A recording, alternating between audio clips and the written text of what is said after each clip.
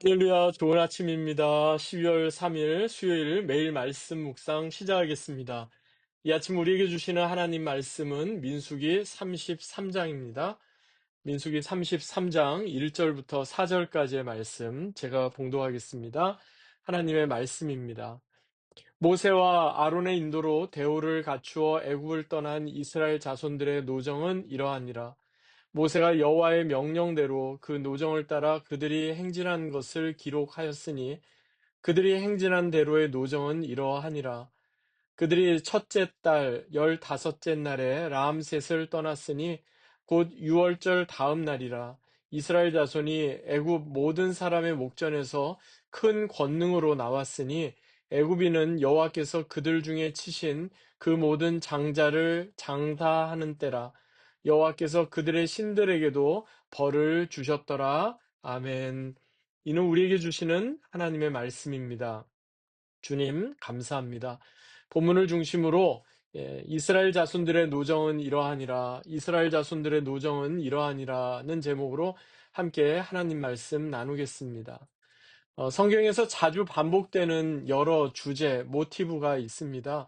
그중 대표적인 것이 바로 길 또는 노정 또는 여정이라는 말입니다.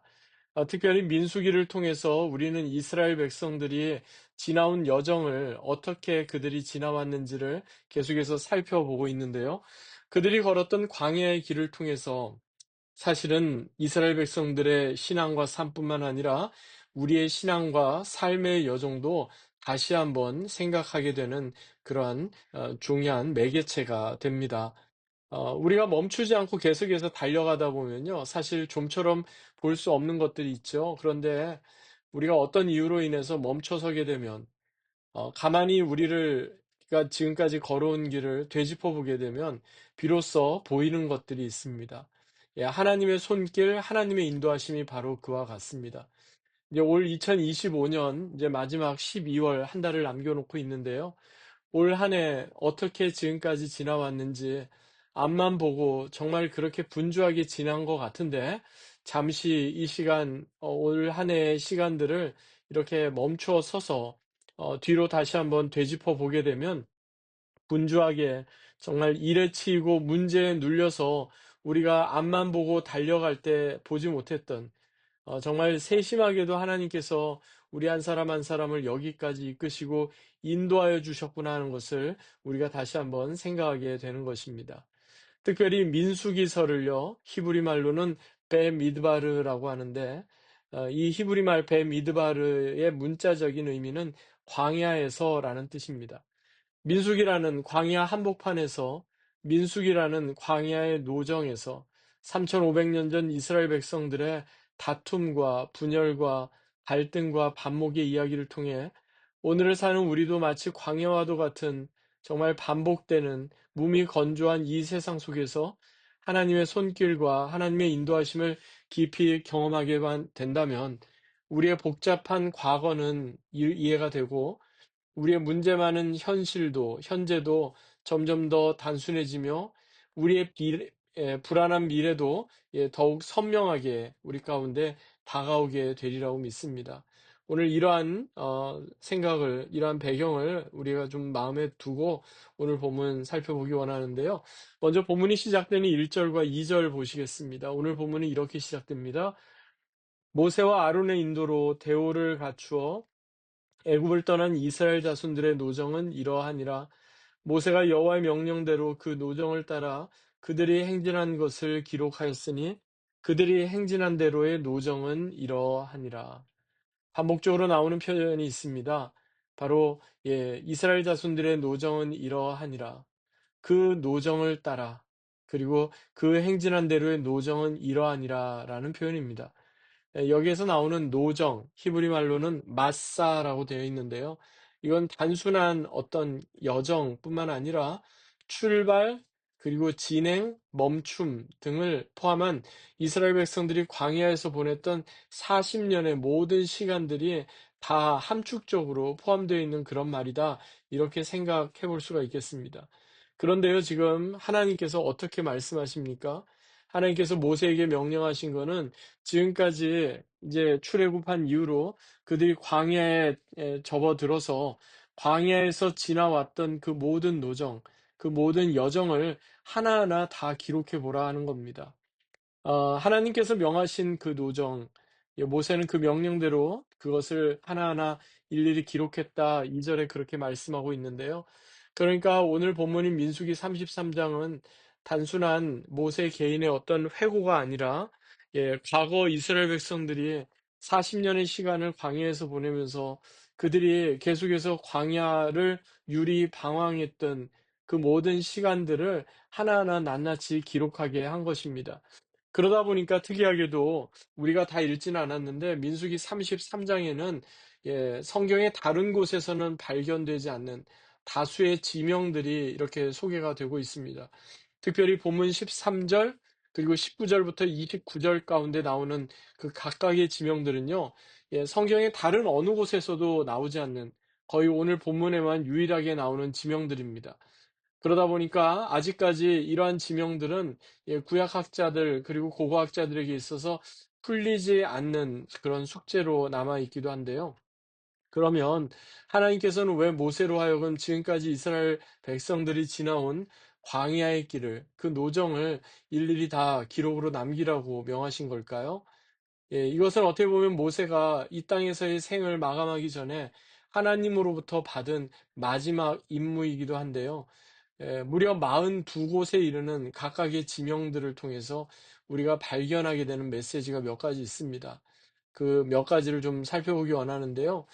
첫 번째는 이스라엘 백성들의 광야 노정, 광야에서의 여정은 처음 그 시작부터 하나님의 강권적인 인도하심에 따른 여정이었다는 사실입니다. 이어지는 본문 3절 그리고 4절 보시겠습니다. 이렇게 말씀합니다.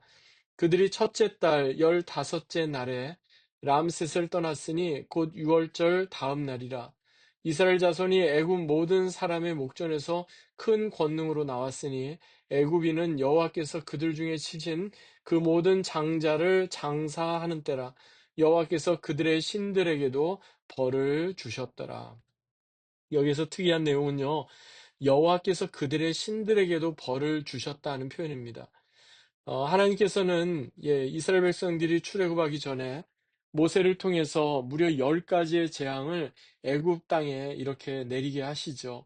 그런데 그 각각 10가지의 재앙에 해당하는 모든 것들은요, 애굽 사람들이 자신들에게 있어서 신이라고, 자신들에게 있어서 절대자라고 섬겼던 우상들이었습니다. 그러니까 그 각각 그 재앙은요, 하나님께서 이스라엘의 백성들에게뿐만 아니라 애굽 사람들에게도 그것을 다시 한번 확증시켜 주는 거죠. 그 애굽 사람들이 섬겼던 우상, 그들이 신처럼 섬겼던 그것이 진짜 신이 아니구나. 하나님께서 그들을 또한 심판하시고 벌을 주고 계시구나 하는 것을 깨닫게 하기 위함입니다. 여러분, 이스라엘 백성들 처음 종살이했던 애굽 땅 람셋을 떠나던 바로 그날, 바로 전날에, 그 6월절이었죠. 그때, 애굽 전역에 내렸던 10번째 재앙이 바로 죽음의 재앙 아니었습니까? 그러니까 애굽 사람들의 장자들, 아주 그 신분이 낮은 사람이든 높은 사람이든 상관없이, 심지어는 바로의 장자에 이르기까지 자신들의 장자들, 그리고 가축의 제일 처음 난 것까지 다 죽임을 당했던 바로 큰 슬픔의 날이었고 심판의 날이었는데요. 동시에 이날은 이스라엘 백성들에게 있어서는 죽음이 넘어가는 6월절의 기적을 경험한 구원의 날이기도 했습니다. 이스라엘 백성들은요, 바로 이 유월절을 지나면서 죽음의 현장 한가운데서 그들은 생명을 다시 한번 회복하게 되고요. 그때 그들은 애굽을 황급히 빠져나오게 되는데, 자신들의 힘으로 나온 것이 아니고 여호와 하나님의 권능으로, 여호와 하나님의 그 놀라우심으로 그들은 애굽을 빠져나오게 된 것입니다.